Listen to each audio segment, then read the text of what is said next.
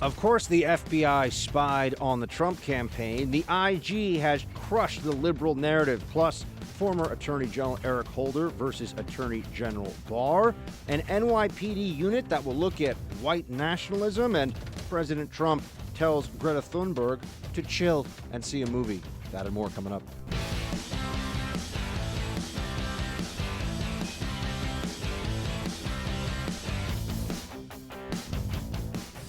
So the men and women at home need to know what's happening. A lawyer at the FBI creates fraudulent evidence, alters an email. That is in turn used as the basis for a sworn statement to the court that the court relies on. Am I stating that accurately? That's correct. That is what occurred. Welcome to the Buck Sexton Show, my friends. Yesterday, you had the Inspector General testifying in front of the Senate up on Capitol Hill. Ooh, rough for the Russia collusion truthers. Rough for the conspiracy theorists who have spent years now doing two things: making outlandish claims about the president, saying that the president is a traitor. The president worked with Vladimir Putin, in fact, is now Vladimir Putin's puppet because of the cheating that he did in the election, and that anybody who looked at the lack of evidence for any of this was somehow themselves a conspiracy theorist. And anyone who questioned whether the process was not just problematic, but perhaps entirely biased of investigating this theory against the president, they were shouted down. There was about a 90% media consensus. Oh, that's right, libs. 90% of the media is liberal. There's a 90% media consensus that was clear on the fact that the president must have done something wrong. And the FBI did nothing wrong and there was no bias. Now we know that if you still believe that, you're either delusional, a liar, or dumb. There's no fourth option. I mean, you could just be a little crazy. You could be somebody who does know that that's not true but says the opposite, so you're a liar, or just really, really stupid. And there are, unfortunately, a lot of journalists who fall into that category. Just to start, and there's so much that we can get into here. And I, by the way, I know there's also, we got to get into Elizabeth Warren's foreign policy today. We got to get into the possibility of this white supremacy unit getting stood up at the NYPD in the next few months. I mean, there's all these things that I want to get to. So we're not going to just do Inspector General today. But this is important. And, you know, the media wants to skip right past it. Yesterday, as I told you, they pick and choose what parts of testimony they air on their channels. And I think that there's a couple of reasons for this, or there's more than one reason for it. You have, for example, the desire to pander to the audience at CNN or to MSNBC, the people that are at home. They don't want their little tender liberal sensibilities to be rattled by any of this. And then you also have the delusion among many in the press corps, many producers at the major channels, that they aren't in fact biased. They're just making sound editorial decisions. This is laughable at this point. But let's just start with what Ted Cruz said there. Here's what we know. We know that there were major errors, big screw-ups in this entire situation of the report. We will get into what some of the biggest ones are. But here's where they want to focus your attention away from the single most important thing.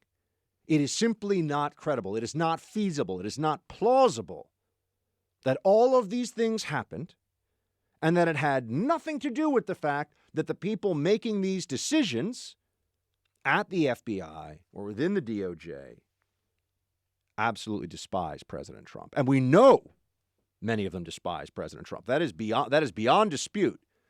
But they want you to believe that all of these mistakes were made by people that we know in many cases hate Trump. That is established. And by people who are willing to break rules for some reason in this process, including in the case of former acting FBI Director McCabe lying under oath and putting himself in criminal jeopardy, Comey violating FBI regulations and defaming his own institution in the process. or at least hurting its reputation dramatically. Despite all of that, they want you to believe that this is just a coincidence.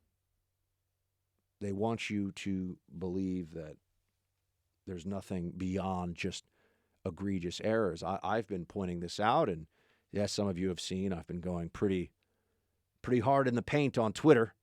I've been going after it, not just because the president retweeted me 6 times. High five, producer Brandon. I mean, that's pretty cool. I want a dozen, though. I want a dozen retweets in one day. But because I really believe that it's important that there's counter-messaging to all the lies that are out there. And the mainstream media, I mean, CNN should be torn down to the studs and rebuilt as a news organization. I mean, the whole place is just rotten to the core. Same with MSNBC, but MSNBC is just the slightly more honest version of NBC News, which is every bit as liberal, but tries to hide it a little bit more. Is a little less obvious about it.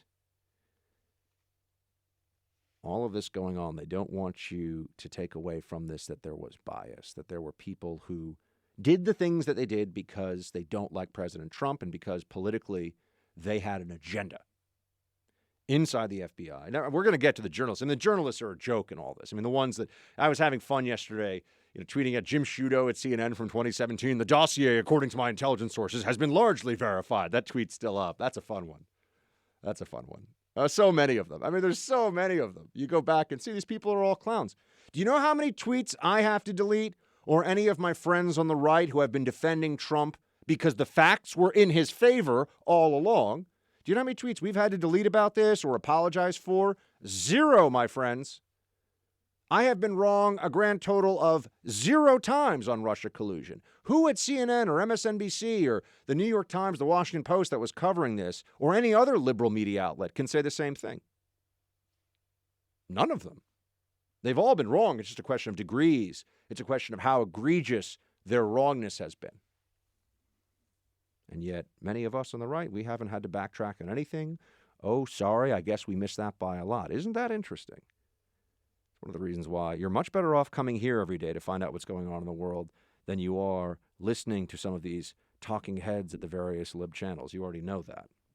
Not just if you agree with me, just because they're wrong, and a lot of them aren't very smart.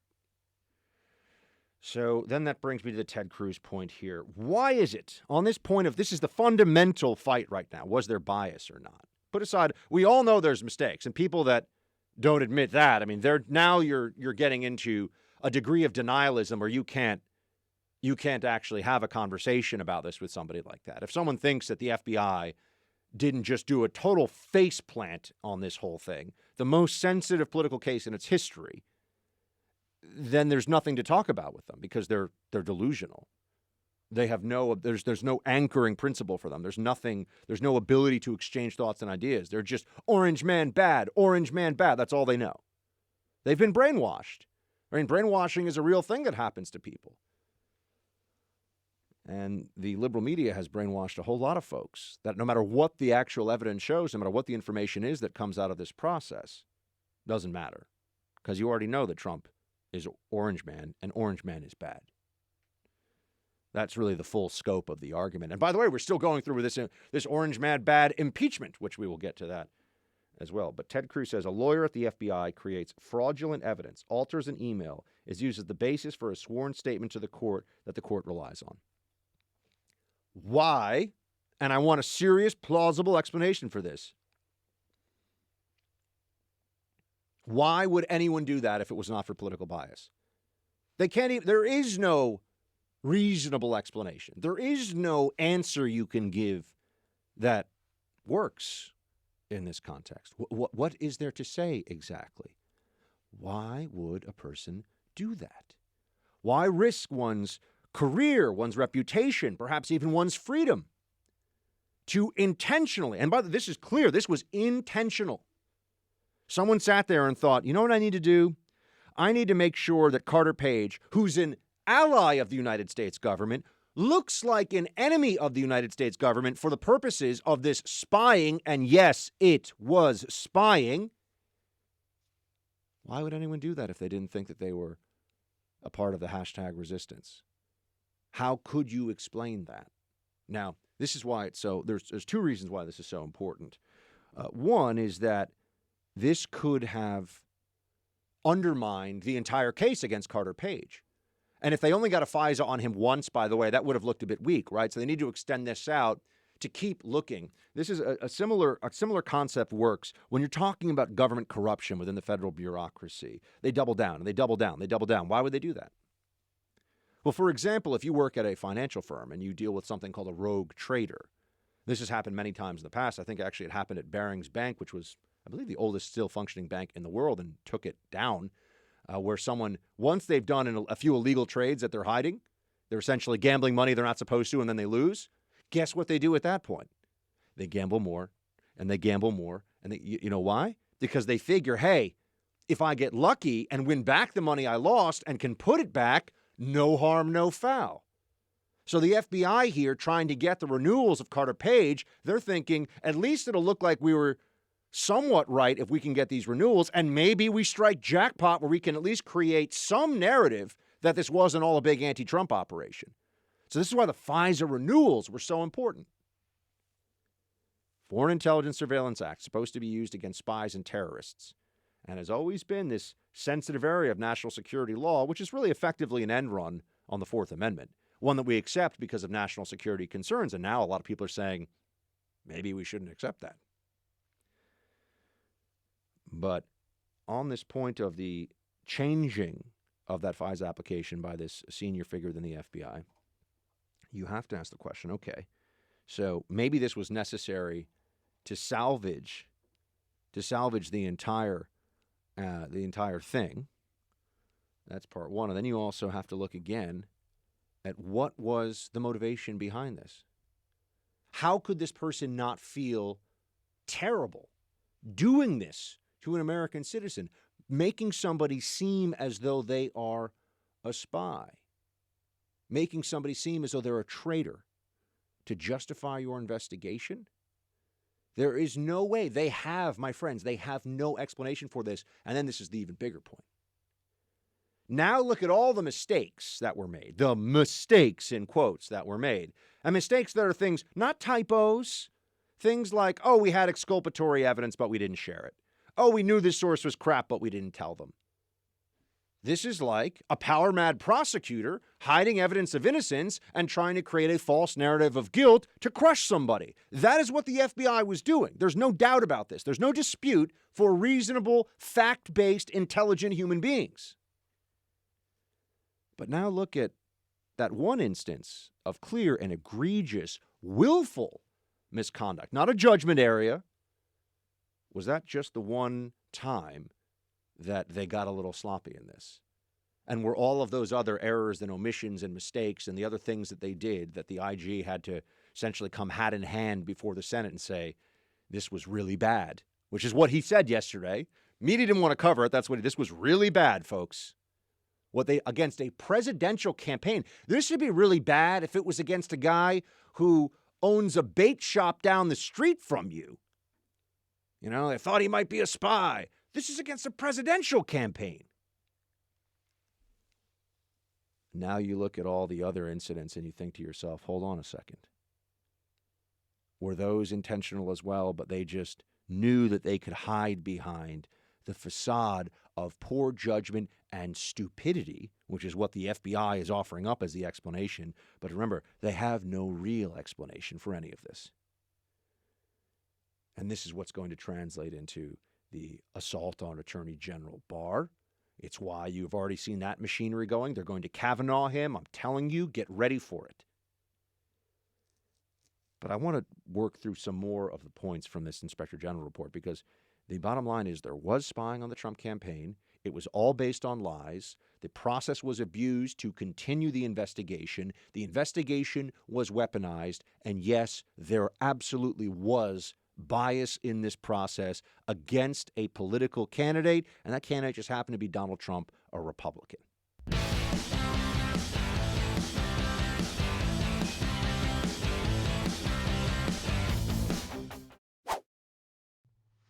We believe that in the FBI's most sensitive and high-priority matters, and especially when seeking court permission to use an intrusive tool such as a FISA order, it's incumbent upon the entire chain of command at the organization, including senior officials, to take the necessary steps to ensure that they are sufficiently familiar with the facts and circumstances supporting and potentially undermining a FISA application in order to provide effective oversight consistent with their level of supervisory responsibility.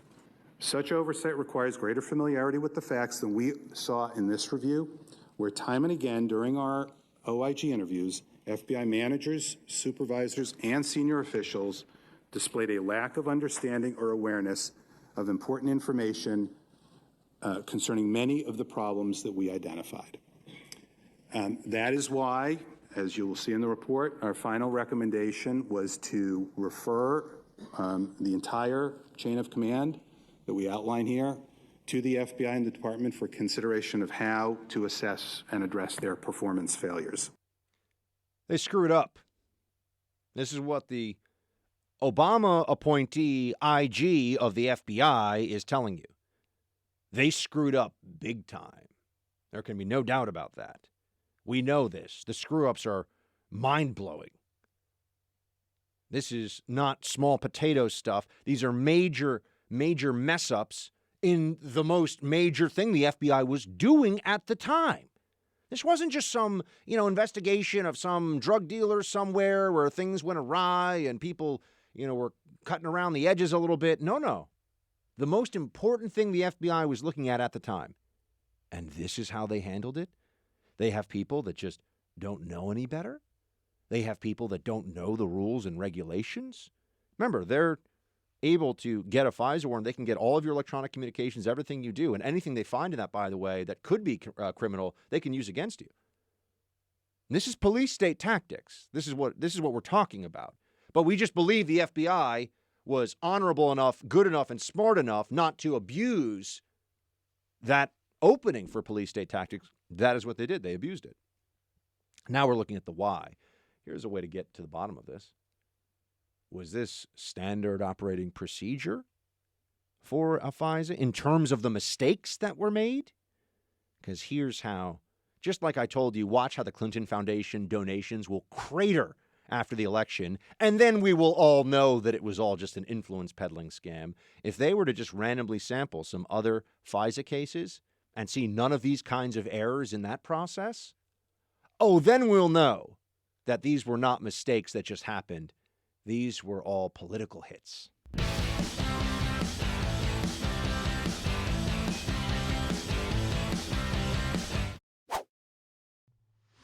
Those FISA warrants, they were renewed a number of times, correct? 3 times. Based on your experience and maybe your report, there's a reason why warrants are renewed. They're renewed because they are producing useful information, correct? Or they should be producing useful information. They should be. That's how I'll phrase it. And your review of those warrants would indicate that they were producing useful information, correct? Not sure that's entirely correct, and I don't know how much I can say about that in this setting. Well, they were producing information. They were producing information. I'm not sure how I would characterize whether they were helpful or not. It is tough to tell whether Sidney Blumenthal is just a complete and utter buffoon, or just so desperate because of the circumstances of the Democrats that he's making a fool of himself because there's no argument here to be made. He's effectively asking the Inspector General in this moment, hey, Richard Blumenthal, not Sidney Blumenthal. Thank you. This is Da Nang Dick. Got to catch me on that one. This is the guy that said he fought in Vietnam and he didn't. And I was like, how do you get, Dick comes from Richard, not Sidney. So this is Da Nang Dick Blumenthal saying, sorry about that guy. Sidney Blumenthal was Hillary Clinton's little henchman who was running around doing stuff in Libya, got caught up in some of those emails. All right. But Blumenthal here is saying, well, because the FISA warrants were renewed, they must have been good FISA warrants. Would you ever see a Democrat make this argument about any other law enforcement process? Well, because, law enforcement was wiretapping the suspected terrorist's home, and they did it a few times, and there was stuff on the wiretaps, ipso facto, Ergo, therefore, the wiretaps must have been legitimate. No, Denang Dick, that is not true. That is not how this works. That is why we have oversight, because there can be government malfeasance. One of the more fascinating things that I saw, and this was a commonplace theme for years among the defenders of the deep state Praetorian anti-Trump effort in the FBI. One of the things you would see were people who were former national security in some component, they were an ex-NSA lawyer, or they had worked at this or that agency, but they hate Trump, and they would come out and be like, Asha Rangappa is one of the best examples of this over at CNN. And she's one of these people who's mean on Twitter, and she's just an idiot. Never write about anything. But CNN's going to put her on TV. Oh, Asha, please explain things to us. Wrong about everything. Everything. We see it now. These people are wrong. We've just been going through and lambasting tweets that were put up by all these experts the last 24 hours. It's so fun because they don't know what they're talking about. They're just wrong. But one of the ways they got to be so wrong was to fall back on something that libs never would normally do, which is to suggest that if the government in a law enforcement capacity is doing something, of course you can trust the government. Of course there's no problem. There's no concern here. There's nothing that you should be worried about. This is bizarre. Democrats don't usually feel this way. Democrats usually think that law enforcement is biased against minorities, so it's racist. Think that law enforcement is patriarchal, and just go down the list of all the complaints they usually have about law enforcement. Law enforcement carries guns, so unless the libs are calling the shots about who has the guns all the time in their way, they don't like that. So Blumenthal has no idea really what's going on. The dossier, which people were defending, I mentioned before Shudo over at CNN, who was one of the big dossier defenders, him and Tapper. These people, they tried to use propaganda and lies to oust a president of the United States, to take him down. You know what could have happened in this whole process? Trump could have just said, I'm done, I'm resigning. I don't want to handle this special counsel thing. He could have. I'm not saying that would have been smarter. He was going to, but they put so much pressure on him. They tried so hard to end this presidency. And other people, I think, a lesser man than Trump, at least somebody with less intestinal fortitude, might have considered just dropping out.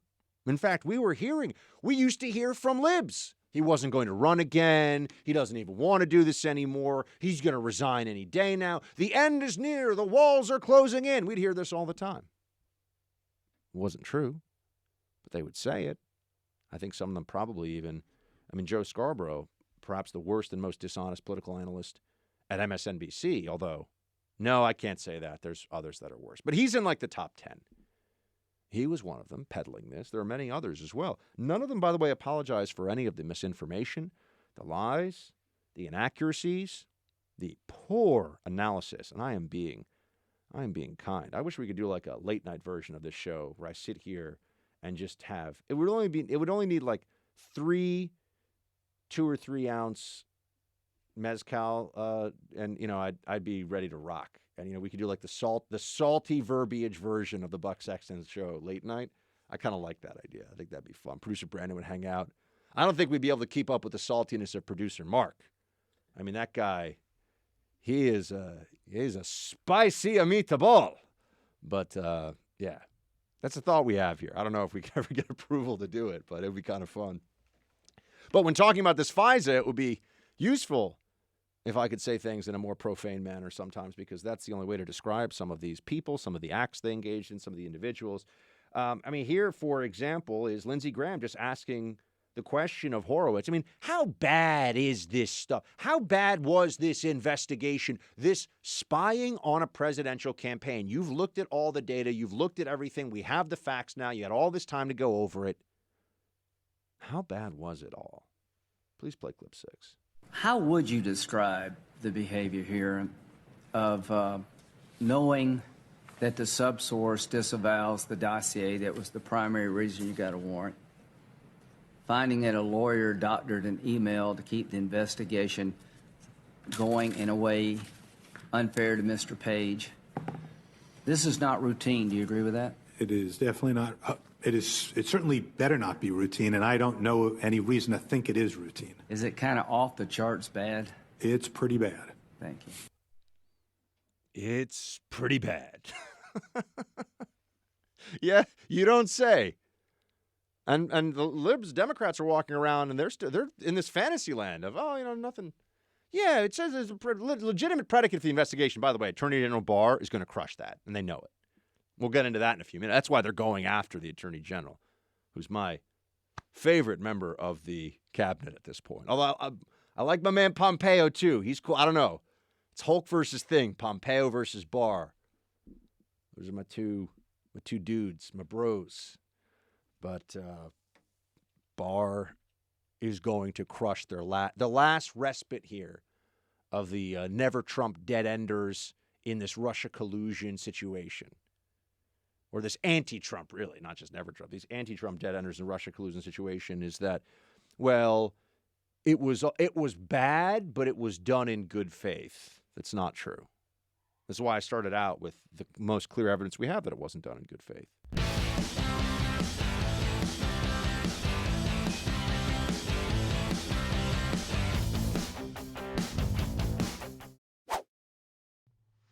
Oh, and speaking of the lack of good faith in all of this, here's an interesting part of this as well. Senator Kennedy asked the Inspector General about the people who were involved in this, the people that were making all of these decisions and determinations about whether to get a FISA warrant, whether to open Crossfire Hurricane on George Papadopoulos. And they didn't shut it down when they had George Papadopoulos with informants talking to him, being monitored in real time. I mean, they were running people in spying operations against him, being like, no, the Trump campaign didn't coordinate with Russia. That seemed to be an important little tidbit. That would seem, if someone thinks that they're speaking to perhaps a co-conspirator or somebody they could co-opt or somebody that, is certainly not being monitored by law enforcement, and they're like, no, I would never do that. That's crazy. You'd think the FBI, but they didn't take notice of that. How did they get together this group of idiotic misfits at the FBI who would make so many mistakes that all go in the same direction, mistakes that are damaging to Trump? How do they bring together this group of FBI idiot avengers? Let's hear from the Inspector General. Please play clip 4. They knew the law. They should have not only known the law, they should have known every single policy that they had to deal with here. I mean, they were handpicked by Mr. McCabe, right? They were handpicked. Okay. This wasn't their first rodeo. It certainly wasn't, with maybe an exception or two towards the end, of relatively new agents coming on board. Well, But that, to me, should not have been an excuse, just sure. to be clear. Well, it just seems to me that it has to be one or two things. Either incompetence or intentional conduct. I agree.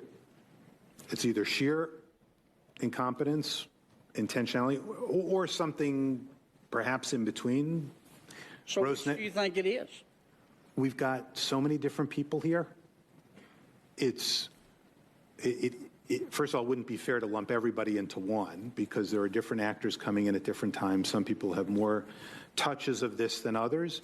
I think it's fair for people to sit there and look at all of these 17 events and wonder how it could be purely incompetence. This got to be fixed. At a minimum, somebody's got to be fired. Yeah, agree completely. There's got to be a change in the culture also. I mean, the Inspector General is basically saying, look, come at us because we deserve it, man. This is a disaster for the FBI. A disaster. And he said there that it's understandable why people wouldn't think that all these mistakes. So it's not a conspiracy. The people in the media running around, but the IG said that there was a legitimate predicate and that there was no bias. No, he didn't find definitive proof of bias. But how often do you ever find definitive proof of bias? These are the same morons who run around saying that any judge who doesn't give them what they want is obviously like doing Trump's bidding. The Attorney General is doing Trump's bidding. Can't trust those people to be nonpartisan just because the outcomes are things that the libs don't like. Bring this back, though, for a moment, to the notion of the hand-picked FBI team, the best of the best. This is the Fantastic Four, or however many there were. of FBI agents and investigators. Who pulled them all together? Andy McCabe. Who assigned these individuals? Who would have known, not just from professional interaction, but personal interaction, the political predilections, the political proclivities of these individuals? Andy McCabe. Who had a wife that was running as a Democrat and got a lot of money from Terry McAuliffe's DNC, and right around the time a lot of this stuff, that's right, it's Andy McCabe, isn't it? Who lied? Lied under penalty of perjury during FBI, DOJ investigations of this whole situation and has been referred for criminal prosecution. Former acting FBI director Andy McCabe lied about leaking to the press and then had the unbelievable gall to yell at some subordinates about how they were leaking to the press. That's who that guy is. What kind of sociopath does that? Oh, somebody who still thinks James Comey's a good guy. McCabe is like little mini-me Comey. Oh, whatever Comey does is great. Everybody in the FBI was crying when Comey had to go. McCabe had a deep personal affinity and professional linkage to Comey. He was his protege, which, by the way, I don't even need to know any of that other stuff. Anybody who's Comey's protege is radioactive toxic as far as I'm concerned. Not to be trusted, not to be listened to. And yet, McCabe was the one who pulled together all these individuals, including a number of individuals that we have text messages of that show any person who can read and think that they were deeply anti-Trump. So a severely anti-Trump, now disgraced former FBI director with close ties to James Comey, who was fired by Trump and who had a personal vendetta against Trump, that same individual pulls together exactly who works on this case where there are all of these mistakes, egregious mistakes that undermine the very integrity and public reputation of the FBI, including a mistake that wasn't such. It was, in fact, intentional, the fabrication of evidence, a criminal act, all against a presidential campaign in an election year. And we are supposed to believe that it's just the way the dice landed that all this happened. There's no conspiracy. I mean, if this was a mob case, you'd look at all this and say, oh, there's a conspiracy here. But they just keep telling you. They keep lying to you. They'll just make it all disappear.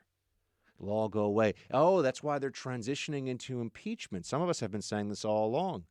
I was on Brett Baer's show almost 2 months ago, and I said, I think that they're rolling with this impeachment thing now, even though it's a desperate Hail Mary-looking kind of impeachment, because, one, they just need to impeach this president because the left-wing base is insane and demands it.